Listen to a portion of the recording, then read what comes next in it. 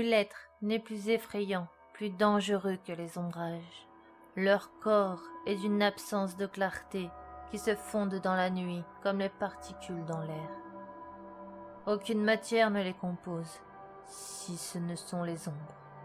Leur désir et leur âme ne sont que ténèbres, êtres de la nuit, se déplaçant dans un épais brouillard ténébreux. La brume suit leurs traces sous le rayon d'argent de la lune. On raconte que dans des temps reculés, les villageois de campagne bloquaient les dessous de leurs portes et fermaient toutes leurs fenêtres chaque nuit, et ce, afin de leur éviter l'intrusion dans leur domicile de ces êtres qui vagabondaient dans le vent. Un soir, un enfant dont la famille manqua de prudence vit son destin changé à tout jamais. Ayant soif, il descendit accompagné d'une faible bougie. La flamme d'encens dessinait des ombres effrayantes sur les murs aux apparences inhumaines qui se mouvaient. Ces choses irréelles effrayaient l'enfant qui se mit à trembler comme une feuille. Et tandis que son imaginaire était en proie à la terreur parce que la vue lui faisait miroiter, ce fut au tour de son ouïe de lui glacer le sang. Il entendit un bruit, des murmures, accompagnés par le vent, fouettant la porte de bois, griffant les fenêtres. Le battement métallique martela la porte, et une ombre se mouvait sous la porte. Ses yeux s'écarquillèrent, son cœur se mit à battre de plus en plus vite. Il partit aussi vite se loger dans un placard, et là, il les vit. Une épaisse brume pénétra dans la maison par le dessous de la porte, engloutissant toute la pièce, sous un regard effrayé et paralysé. Soudain, une forme se dessina dans l'obscurité. La bougie qu'il avait oubliée sur la table lui permit de voir une grande silhouette humanoïde, dont les bras touchaient le sol. 3 longues griffes terminaient chacun d'eux. Des murmures terrifiants, glaçants s'échappaient de cet être, telle une respiration grave perdue dans le vent.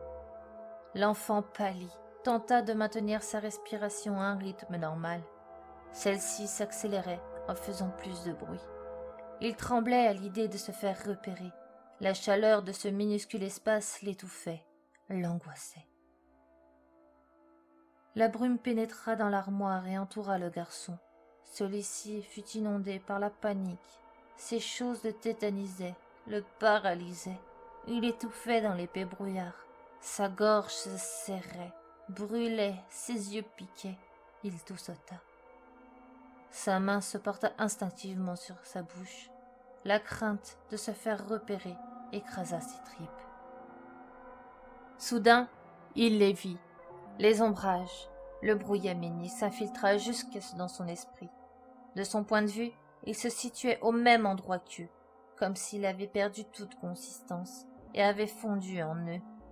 La brume lui permit de voir la chambre de ses parents. Il grelotta impuissant. Les murmures des ombrages réveillèrent les parents. Le cri qui s'ensuivit résonna dans toute la maison. De ses yeux écarquillés, sortant de leurs orbites avec effroi, la scène se dessina devant lui. Son propre corps, confondu avec celui des intrus, avança vers ses parents et agit de la pire des manières, le forçant à contempler le cauchemar bien trop réel auquel il assista. Tout se marqua au fer rouge dans son esprit, alors qu'il était là, incapable de freiner ses mouvements, qui n'étaient pas les siens. L'ombrage transperça son père d'un coup sec. Ses griffes ressortirent de l'autre côté, dans un bruit répugnant. Le sang gicla sur le mur, sur le lit, sur sa mère. Celle-ci criait, hurlait sans déchirer les cordes vocales. Son père étouffait, crachait du sang, les yeux grands ouverts. L'ombrage le trancha verticalement, dans un bruit dégoûtant. Le sang et les organes se déversèrent entre les 2 parties du corps. Sa mère hurlait, pleurait en courant vers la sortie. Elle dévala les escaliers dans une série de craquements atroces. Son corps se retrouva dans une position anormale. Sa jambe droite était pliée dans un sens improbable et son bras gauche ne tenait plus. Son sang s'écoula, marquant le sol à jamais. Le cœur du garçon se mit à battre de plus en plus fort. Les larmes coulèrent sur ses joues. La main sur sa bouche, il tentait de faire le moins de bruit possible. Puis soudain, le calme revint. Nul murmure, nul souffle, nul cri.